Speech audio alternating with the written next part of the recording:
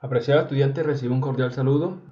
Bienvenido al curso de análisis de circuito con código 243003. A continuación, vamos a explicar la unidad 4, respuesta en frecuencia de circuitos RLC, y estaremos explicando la forma de abordar el ejercicio 3.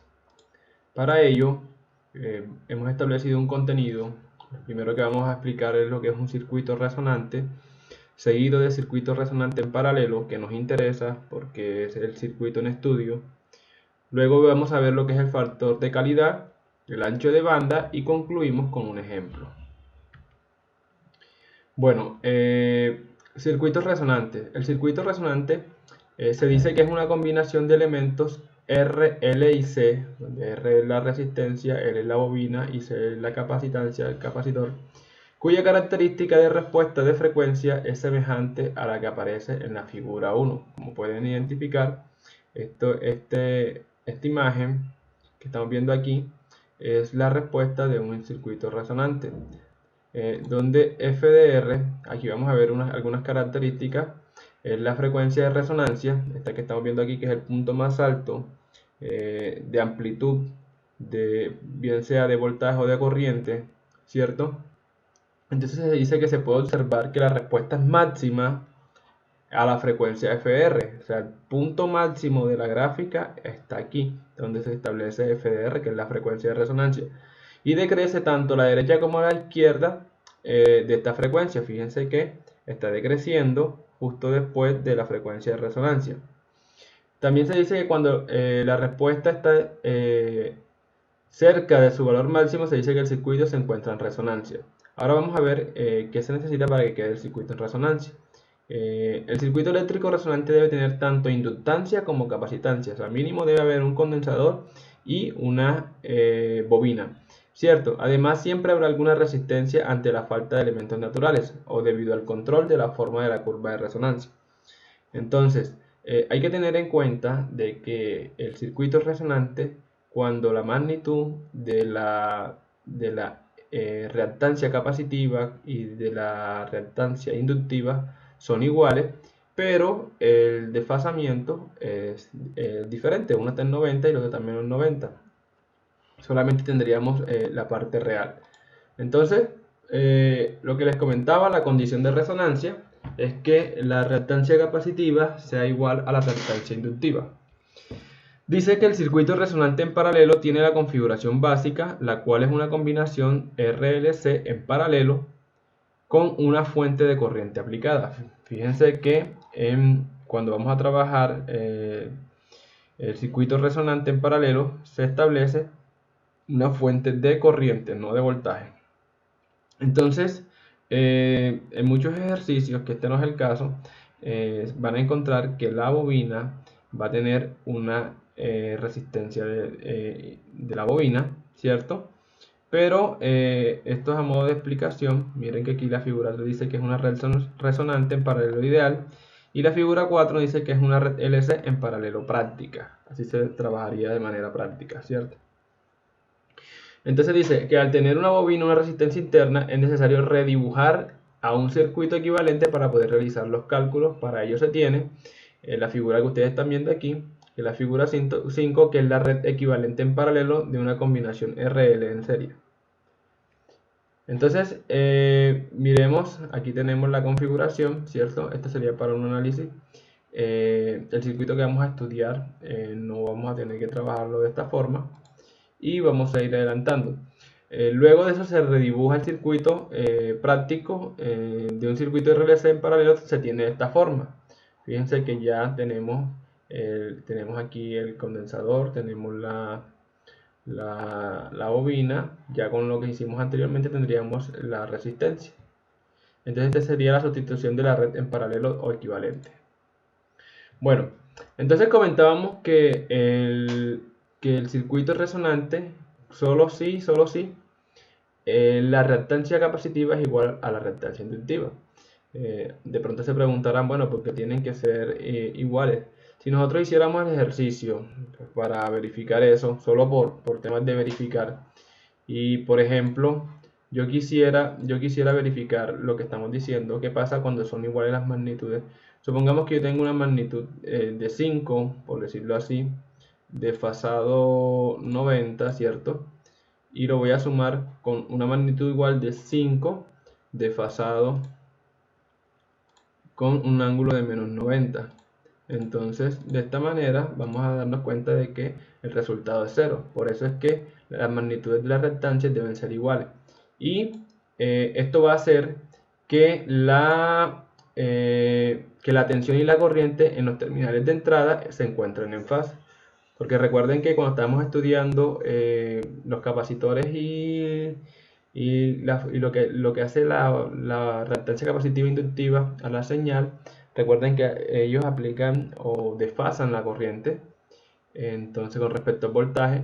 Entonces, si esto se cancela, si esta parte se está cancelando, ¿cierto? Solamente tendríamos la parte real, que es lo que vamos a darnos cuenta ahora. Ahora bien, la velocidad angular para en paralelo, en este caso vamos a utilizarlo con P, es igual a 1 sobre la raíz de la bobina, ¿cierto? Por el capacitor. Esta respuesta nos da en radianes por segundo. Pero realmente nos interesa trabajar en Hertz. Entonces, la frecuencia de resonancia en paralelo, la vamos a determinar como f de P, es igual a 1 sobre 2pi por la raíz de LC. Y esta respuesta nos va a dar en Hertz. Esto lo vamos a tener en cuenta porque la vamos a tener que utilizar en el ejercicio que vamos a resolver. Ahora vamos a entrar a lo que es el factor de calidad en un circuito RLC en paralelo. Aquí tenemos algunas fórmulas que podemos utilizar, ¿cierto? El factor de calidad es 2pi por la energía máxima almacenada sobre la energía total perdida por ciclo. De manera simulada lo vamos a encontrar en la corriente de salida en el capacitor, bueno, de salida sobre la corriente de entrada. En este caso específico sería el capacitor.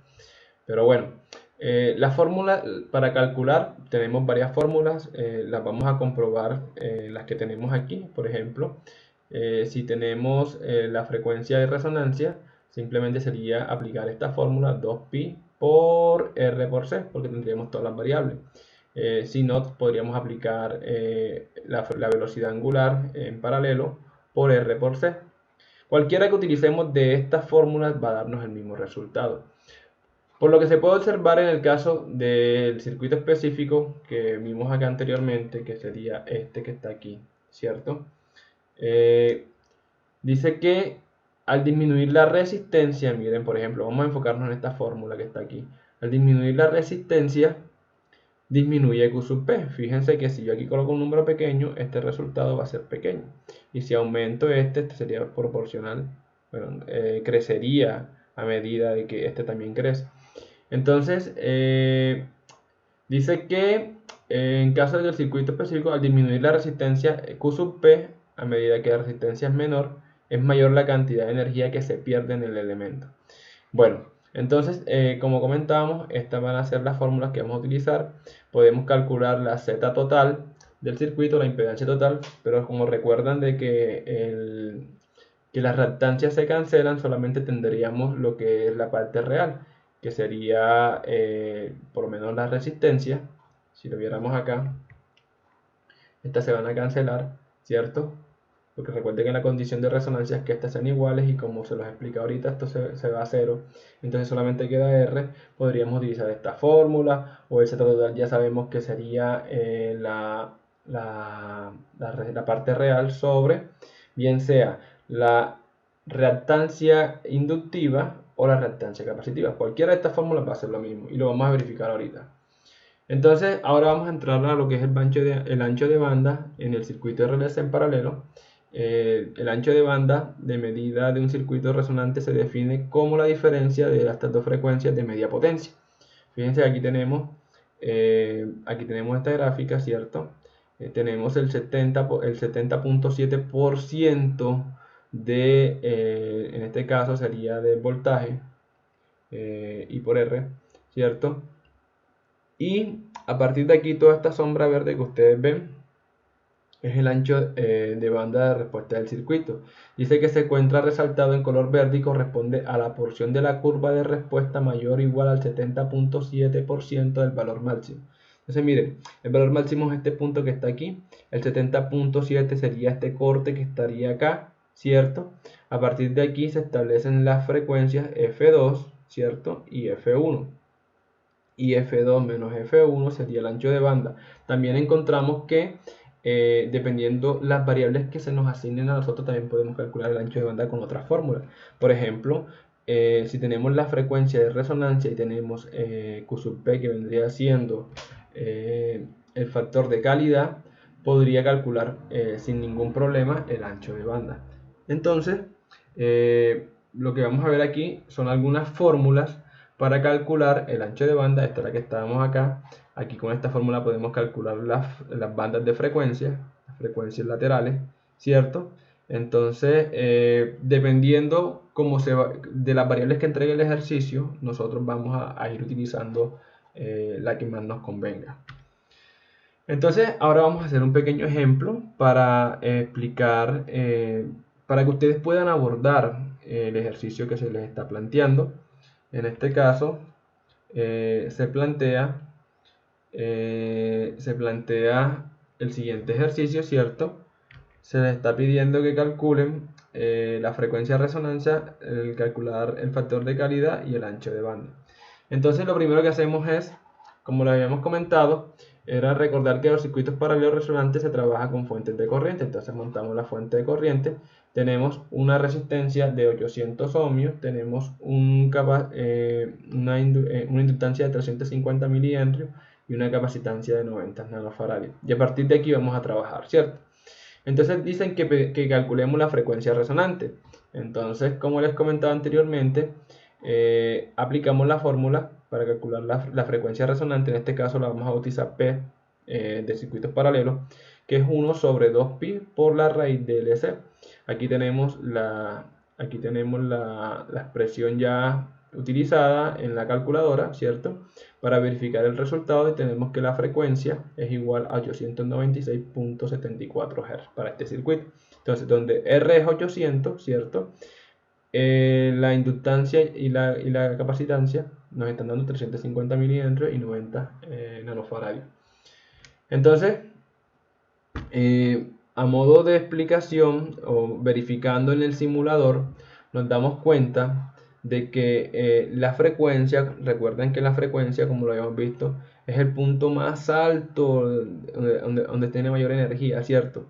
En este diagrama de Bott podemos verlo aquí, ¿cierto? Lo ubicamos de tal forma, y fíjense que la frecuencia, aquí tengo la escala de frecuencia en el eje de las X y tengo la magnitud lineal en este sentido en el eje de las Y. Entonces me está diciendo que la frecuencia es de 897.88 aproximado, que fíjense, teóricamente lo tenemos acá y es muy similar. Entonces estamos viendo que tanto en la parte simulada como en la parte teórica nos están dando los valores muy similares. Entonces continuamos ahora, nos piden que calculemos el factor de calidad, ¿cierto? Recuerdan, estas formulitas que están aquí fueron las que yo les presenté en el slide ahorita del factor de calidad, y podemos utilizar las que ustedes quieran. En este caso las utilicé todas para comprobar que vamos a llegar al mismo resultado. Por ejemplo, en el caso que ya nosotros habíamos calculado la frecuencia de resonancia, simplemente era aplicar 2pi por la frecuencia de resonancia por R por C. Si nosotros aplicamos metemos estos valores dentro de la calculadora, vamos a obtener que el resultado es un QP o un factor de calidad de 0.405. Luego utilizamos el QP para calcular el QP, esta fórmula donde nada más tenemos R, C y L. Esos valores ya los tenemos, simplemente reemplazamos 800 ohmios por 90 nanofaradios sobre 350 miliamperes igual a 0.405. Mi recomendación es que cuando usted vaya a trabajar en la calculadora, tengan en cuenta que si son nanofaradios es por 10 a la menos 9, y aquí sería 350 miliamperes, sería 350 por 10 a la menos 3. Esto porque muchas veces tenemos problemas y resulta de que los colocamos así normal y el resultado no estamos trabajando con las unidades en la escala natural. Por ejemplo, si quisiéramos comprobar sería 800, ¿cierto? Que multiplica a la raíz. Entonces busquemos a la raíz aquí, sería, a ver, aquí está la raíz de C. Vamos a abrir paréntesis, C ¿cuánto vale? 90 nano, sería 90 por 10 a la menos 9, ¿cierto? Vamos a cerrar el paréntesis primero. Entre, abro paréntesis, 350 milihenry, que serían por 10 a la menos 3.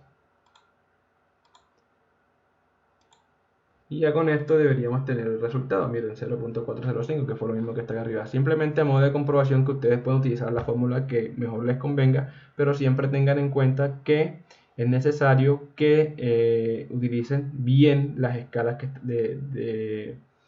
tanto de la capacitancia como de la inductancia, ¿vale? También podemos utilizar la otra fórmula, que simplemente es el Z total, que sabemos que en este caso tendríamos que calcular la reactancia. En este caso vamos a coger la reactancia inductiva. Recuerden que la reactancia inductiva es 2pi F por L, donde Fp ya lo hemos calculado, ¿cierto? Entonces esto es a modo de comprobar.